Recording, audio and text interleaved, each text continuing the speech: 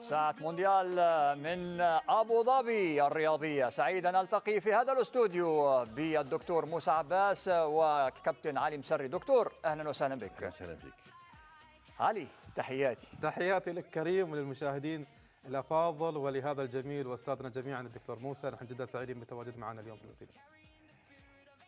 إذا واصل المنتخب المغربي تقديم سلسلة عروضها القوية في مونديال 2026 بعد فوزه فجر اليوم على منتخب اسكتلندا ب1-0 لحساب المجموعة الثالثة. ولحساب المجموعة ذاتها فاز منتخب البرازيل على هايتي بثلاثية نظيفة. في المقابل تسيد المنتخب الأمريكي مجموعته الرابعة بعد الفوز على أستراليا بهدفين نظيفين، في حين مني المنتخب التركي بخسارة ثانية على التوالي جاءت أمام منتخب باراغواي بهدف نظيف قضت على آماله رسميا في حجز بطاقة العبور إلى الدور القادم. إذن أعزائي المشاهدين نبدأ الحديث عن المنتخب المغربي الذي واصل التألق وواصل المسيرة بدون خسارة في مختلف المسابقات التي شارك فيها. واصل أيضا جلب الاهتمام واحترام المنافسين الكبار في هذا المحفل المونديالي. دكتور موسى، أبدأ معك. المنتخب المغربي يواصل بثبات، بتنظيم فوق الملعب، وأيضا بواقعية، يعني الأمور كلها مضبوطة لدى المنتخب المغربي. بسم الله الرحمن الرحيم. فوز مستحق لمنتخب المغرب وهدف سريع جدا بعد 69 ثانية من صيباري. ثنائي خطر جدا بين إبراهيم دياز وصيباري في الكرة اللي سجلها الهدف. صيباري لاعب مميز يخلق مساحات لنفسه، سواء كان الآن يلعب رأس حربة، لكن فريق اندهوفن يلعبه وراء المهاجمين ويلعب جهة اليسار. ثنائي الخطر جدا كذلك اللي ماسكين فريق خط الوسط اللي هو نائل العيناوي مع أيوب المزراوي جهة الشمال وحكيمي. فريق في نوع من القوة في الشراسة، الاحتكاك قوي جدا مع الالتحامات. منتخب المغرب ظهر بشكل مميز في جميع سواء في مباراتين، كان مباراة البرازيل، لكن من السلبيات اللي هو كثرة إضاعة الفرص. فريق يخلق الفرص لكن إضاعة الفرص كثيرة في المباراة، لكن فريق بشكل مميز بشكل على اعلى مستوى. صيباري من اللاعبين اللي فاجئنا فعلا، لاعب اندهوفن كان هو تم تكوينه في نادي انتردخت البلجيكي. عرض كان عندهم فريق ميلان ب30 مليون في الموسم الماضي، رفضوا اداره نادي اندهوفن، لكن في هذا الموسم وافقوا على بايرن ميونخ ب60 مليون يورو. فانا اعتقد فريق المغربي وصل الى ادوار متقدمه ان شاء الله.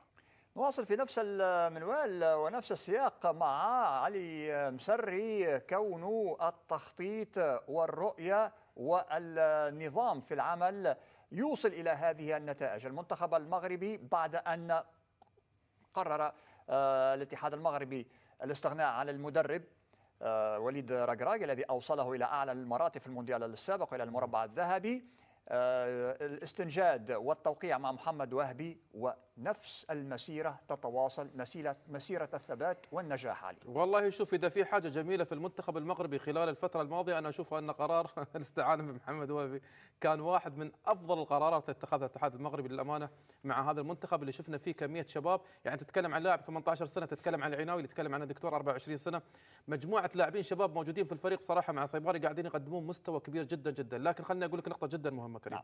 يعني تخيل أمس المنتخب المغربي رغم أن تقدم بهدف، نسبة استحواذه في الشوط الأول تجاوزت نسبة 60%، يعني ضد منتخب قاعد يقاتل على حظوظه، منتخب أوروبي قاعد يقاتل على حظوظه للوصول إلى الدور الثاني.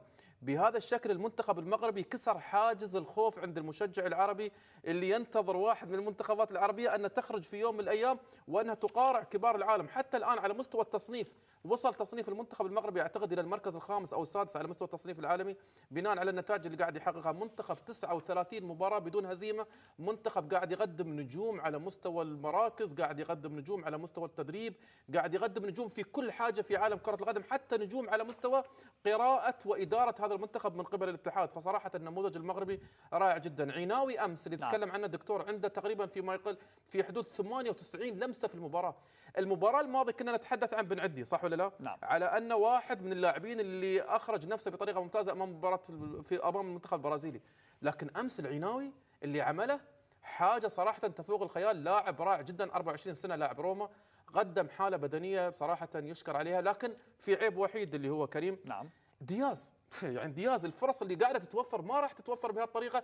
اللي خلينا نقول نحن المبالغه في الاحتفاظ بالكره. شفنا دياز في المبالغه في ركله الجزاء في نهائي افريقيا اللي يجب ان يتعلم من ذلك الدرس. لكن الى الان ما تعلم من الموضوع بعد صراحه. ان اخفق في تحويل ركله جزاء يعني وانهاء الامر في نهائي كاس افريقيا للامم الماضيه على ارضيه الملعب امام السنغال، يعني يواصل احتكار الكره ويواصل. بس كريم شوف لما يكون فعال، شوف لما يكون فعال. يعني المباراه الماضيه هو صاحب الان تمريرتين حاسمات. مباراه البرازيل صاحب التمريره لسايباري كانت في وسط المدافعين تمريره رائعه، وامس كان صاحب التمريره كذلك كانت تمريره رائعه. لكن في حالات كثيره جدا يا اخي تاخر في عمليه التمرير. كان ممكن المغرب امس تطلع بثلاثه او باربع اهداف لو كان دياز في فورمه، وممكن انه يكون اكثر فعاليه. نعم دكتور تفضل. على نفس السؤال طبعا كابتن علي ما شاء الله عليه ما قصر كل شيء، لكن شو اللي خلق فريق المنتخب المغربي هذا المستوى؟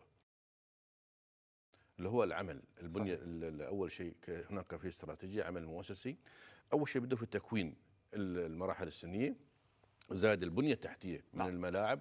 هذا الدور كان دور الاتحاد المغربي، زائد لاعبين المهجر اللي هم تم تاسيسهم في فرق الاوروبيه، ولهذا احنا شاهدهم. فانا اعتقد لما يكون عندك عمل مؤسسي بالذات في المراحل السنيه توصل في النهايه، حتى لو كان عندك لاعبين في المهجر خارج المغرب والتالي.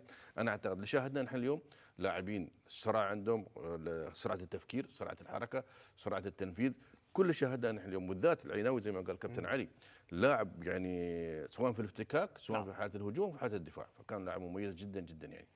نحن أشدنا بالتصور وبإدارة المدرب محمد وهبي للمباريات، المباراة الأولى والمباراة الثانية. المباراة الأولى مع البرازيل، المباراة الثانية هذه مع اسكتلندا الذي كان مدعوما بأعداد غفيرة جدا من الجماهير في مدينة بوسطن. أيضا جماهير المنتخب المغربي كانت بأعداد كبيرة. علي مسري يعني محمد وهبي وجد الأدوات اللازمة، يجب أن نقر بذلك. أنت تحدثت على العيناوي، يعني المنتخب المغربي هنالك مجموعة مميزة من اللاعبين بإمكان أي مدرب أن يذهب بهم بعيدا في هذا المونديال. صحيح، لكن خلنا نقول كريم، شو التحدي اللي ممكن يواجه المنتخب المغربي؟ الآن أنت على فكرة المنتخب المغربي والمنتخب البرازيلي راح يواجهون المجموعة اللي فيها السويد وكذلك فيها هولندا واليابان. نعم. أوكي، أول مجموعة المغرب راح يلعب مع ثاني مجموعة السويد، اول مجموعه السويد راح يلعب مع ثاني مجموعه المغرب. فحتى المسار بالنسبه لي انا شخصيا على اللي شفته من المغرب في مباراتين بامكانها تجاوز السويد او هولندا في اذا كانوا بنفس الليفل. نعم. لكن التحدي اللي عندهم تحدي خلينا نقول نحن الخبره. يعني امس كان ممكن يخسرون المباراه، يخسرون نقاط المباراه في دقائقها الاخيره. تذكر شوطه سكوت ماكتوميناي الاخيره اللي دخل عليها رياض كريم، يعني رياض قدم مباراه كبيره جدا. فموضوع حسم المباريات واستغلال الفرص امر جدا مهم بالنسبه لفريق يريد يوصل بعيد. بدأنا في الحسابات. نعم دكتور تفضل. على السؤال كذلك، نعم. الفرق وين حصل بين محمد وهبي الكابتن ومع صوري لموشي؟ نعم. هو ما غير الفريق، وبالذات لاعبين الخبره في منتخب المغرب متواجدين، سواء حكيمي ولا صيباري، كل اللاعبين. نعم.